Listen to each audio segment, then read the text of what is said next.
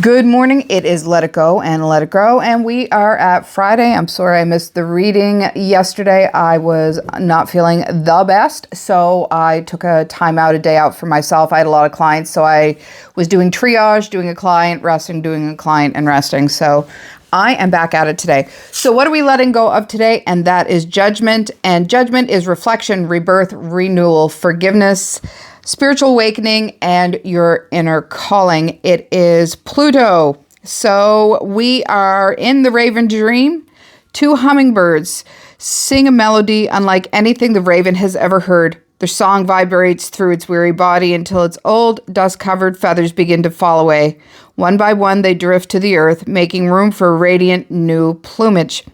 What we once felt heavy becomes lighter, and what we once felt worn out becomes renewed.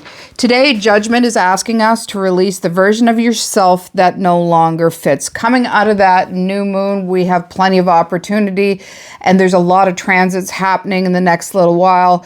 And this is an incredible time to really start doing that real shadow work and really shedding that, where they're talking about those feathers going, really shedding down to nothing so that you can let go and rebuild what you want for now. Let go of stories that keep you attached to the past, to yesterday, to things that no longer suit you, no longer in some ways matter. They're a part of your history, they're a part of your story, but they should not have that control over you anymore. So we are releasing that need today to be trapped and stuck in the past, releasing that weight of regret, letting go of regrets. What you think you should have done in the past, the regrets of the past, not knowing what you know now. You can look at these incidents and go, oh God, I regret doing that. They were all part of your path, part of that movement forward and that journey of rebirth and learning who you are on more of a spiritual nature. Forgive yourself for the choices you made with the understanding you had at the time. We all come at our life from our own experience and who we are. I've done a lot of work with healing my ancestor lineage, and I've done it through working with a system called Ho'oponopono. And you have to realize, as painful as some of the memories are, and as painful as some of the things that happened in your past, especially when it deals with your family, your parents, your grandparents, they were only coming at you with their experience and their trauma at the time. So hurt people. And when you realize and look back that they don't have the resources that we have now, psychology, therapy, talk therapy, art therapy, any therapy wasn't really known of. I think it became more of a thing in the 70s. You had a lot of your moms were on Valium and all this shit, and that wasn't dealing with the pain either. So it's become really prevalent in the last while that we actually start picking apart those trauma and drama cycles in our lives, creating through them and healing for not only ourselves, but for our lineage. And it might sound hard. It's like if you had a bad relationship with a parent, a sibling, a grandparent, to try to really sit there and see them with empathy and sympathy, but you're not forgiving them, you're forgiving you. And that's the whole premise of Ho'oponopono. So this is getting back into those roots and really, coming at it from the observer and working through the past. I've done a lot of ancestor work with my grandmother and her lineage, which is, remarkable because they're not alive. I have no family. I don't have mom to go to and say, look, I kind of get this feeling about Nan. Am I right or wrong? I have nothing. I am just working on intuition and feeling and working back through the family lineage, through, as I said, tapping into ancestor lineage and feeling and what it might have been like for them back when they were alive and growing up. So this is about releasing that judgment and forgiving those patterns, forgiving yourself for those times, and releasing that really working on that shadow aspect so that you find peace. This is all about you. This is about you finding your peace, you finding your higher intuitive values, your walking forward on your path, but the healing has to come, and that comes with forgiveness, and that forgiveness comes with you. So allow beliefs, fears and expectations to fall away like the raven's worn out feathers. Once again, that's forgiveness and letting it go. And you are not meant to carry yesterday into tomorrow. We carry the wisdom. We don't carry the shit with us. We don't need any more shit. There's going to be shit today, tomorrow, and the next day. We carry with us the wisdom and the lessons that are going to help us on our journey forward. Sometimes transformation doesn't come from adding more. It comes from letting go. So what can you let go of? What baggage can you just drop? Have a conversation with the universe. Let it go. I did that last night. Ray was out. We had some thunder and lightning. I opened the back door. It was pouring. The rain wasn't coming in. And I sat there and had a conversation with the universe for the first time in years and cried and purged and let so much go. And it felt absolutely beautiful to be able to finally just free talk and let things go. So that's about not carrying this stuff forward with you through the next day. So Scorpio, judgment speaks the language of transformation. Endings are rarely endings. They're invitations to become someone more authentic. Trust that every layer you release brings you closer to who you were meant to be. And Scorpio is a cup card as well. It's all about the water. So what are we letting grow today? And that is 3 of Cups. Celebration, friendship, community, collaboration, and joy. This is Cancer, Scorpio, and Pisces. And it is Mercury in Cancer, so there's a lot of water here as well. So the raven dream of standing beside 2 companions in the middle of a barren desert. For years, the land has known only drought. Yet instead of surrendering in hopelessness, the 3 ravens work together. They rise towards the dark cloud above them, piercing with determination until the heavens finally open. Rain pours across that thirsty earth. The drought is broken and the celebration finally begins. 3 of Cups reminds us that healing isn't meant to be a solitary journey. Grow the friendships that will nourish your spirits. Celebrate the victories, no matter how small, with your Hive tribe. And allow yourself to receive support as freely as you offer it to others. Life becomes lighter when joy is shared amongst people. Sometimes the miracle isn't that the rain arrives, it's a realizing that you never had to call it down alone. So this is really asking us to harness that power of our friends, those around us who we would, and it could be, family members, cousins, whatever. This is asking us to really value the ones that have been there for us through thick and thin, the ones that we can rely on, the ones who know us, the ones that can laugh with us as well as cry with us. It's that camaraderie, that feeling of, somebody being able to wrap their arms around you and say, you know what, I don't officially understand what you're going through, but let's go grab, a glass of wine and some nachos or something and just try to work this out for the best of everyone concerned. And this is all about that feeling of being supported by those around you and having the love and kinship of friendship and celebrating those ones that you can truly trust with your life, your ride and dies, the ones that not only have your back, but have your secrets. Like if something went awry, they would literally know where to hide the body for you. Or if you drop dead tomorrow, they know that drawer in the bedroom that needs to be cleared out before family members come to the house, that kind of thing. So those are your ride and dies. These are the ones that have your back no matter what is going on. And realizing that love is very important, and it's almost a sacred relationship, people that you can count on that will be there for you in a heartbeat. So that's what this is about today.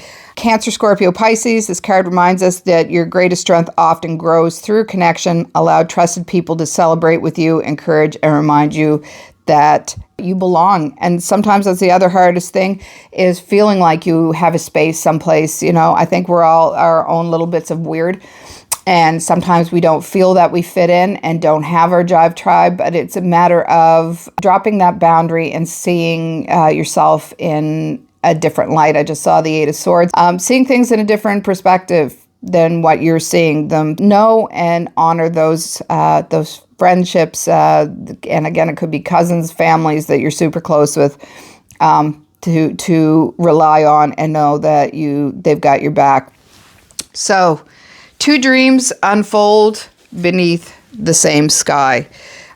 In the one dream, you have the hummingbirds. They're loosening the old feathers, and the raven is being born lighter than it's felt in years.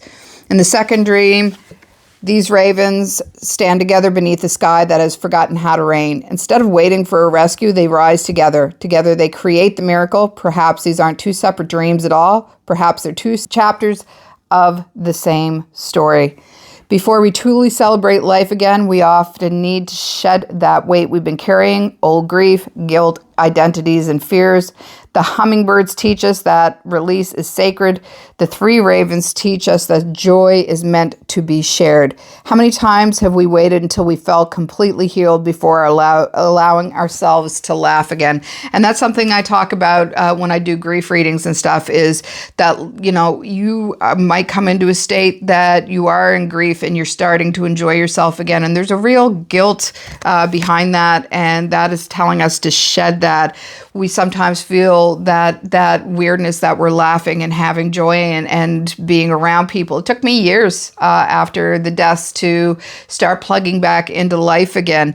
There are people who have stuck around and tell you that you belong. You don't have to isolate yourself forever, and you're gently led back towards the community and those people who understand you and totally get you. The rain falls not because the raven was stronger than the others. It falls because they've lifted one another up for the hope. And perhaps today your invitation is to release what has become too heavy and step back into the circle. There are people there waiting on you. They're waiting to celebrate you. They're waiting to see how this all plays out, and they have got your back. So today's message is release the old feathers that no longer belong to your journey, and grow your friendships, community, and gratitude that reminds you that you were never meant to walk this path alone. Every ending creates a space for a beautiful new beginning. What old feathers are you ready to release today? And who in your life helps you remember that even after the longest drought, joy can bloom again, because those are your people. So, FAFO Friday, we are going to finish off with the Dead Inside deck, which is, as I said, this is one of the funniest decks. It's a funny shadow deck because it literally, legitimately just calls you right out. Oops, am I going to get that one? No, it's behind. It calls you out on your shit and makes you do a little of that introspective work, but in a really fun way. So what do we have today? Replaying the breakup, mental loops, guilt, and overanalysis.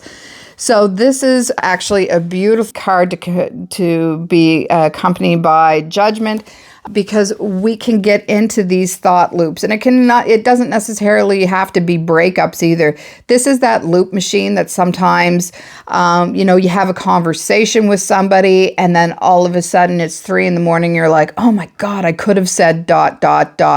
So this is that self-judgment. This is the mental looping patterns that can play on us. And if it is actually playing that breakup or tapping into something romantically that didn't work for you, you have to remember that the overanalysis is going to drop you into that pattern of thinking, and the brain doesn't understand and can't separate past from present. So by reliving this in your head, all you're going to do is reintroduce those emotions into the now. And that is the sorrow, the spinning, the not understanding. These are feelings that would have been better off left in the past where they were. So yes, it's okay to have nostalgic thoughts every now and then, but this is about releasing that which no longer serves you. And if it's a past relationship that has been gone for years gone by, stop living in the past, start building for the future. And I mean, things might have been this, you might have thought this was the one, this is the situation, but obviously it wasn't, or you'd still be there. And this is also about taking that blame away if you feel that you contributed or it was all your fault. This is asking you really to let that go. Stop beating yourself up.